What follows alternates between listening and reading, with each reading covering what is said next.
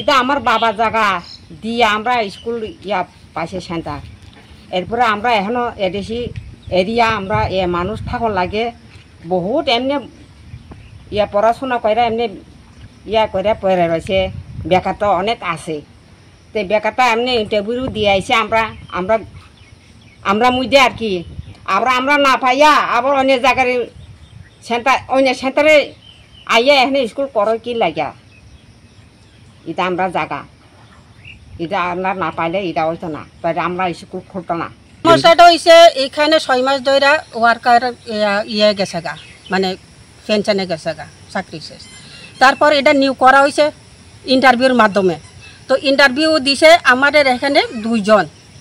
দুইজনের মধ্যে দেওয়া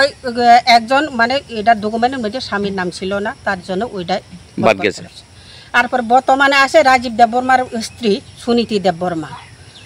ইন্টারভিউ দেওয়া হয়েছে আরে যেহেতু আমার কথা হচ্ছে যেহেতু এটা বিশ্রামগঞ্জ 3 নাম্বার ওয়ার্ডের যখন স্কুলটা নেতাজি কলোনি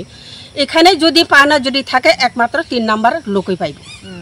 এটা অধিকার প্রাপ্য কিন্তু 2 নাম্বার ওয়ার্ডের লোক এত এখানে নিয়োগ করার এটা তো আমরা মেনে নেওয়ার সম্ভব না আমরা মেনেও নিতাম না তাহলে আপনারা নতুন যে পাইছে হ্যাঁ আপনারা মানে স্কুল থেকে বাইর করে দিয়েছেন স্কুলটা বাইর করে দিয়েছি আমরা তালা দিয়ে দিয়েছি এরপর যাওয়া রইব দেখা যাক তা আপনাদের দাবি মানে সুনীতি দেববর্মা আমাদের দাবি এখানে সুনীতি দেববর্মা পাইবো যেহেতু আমরা তো প্রাপ্য তো আমরাই পাও না।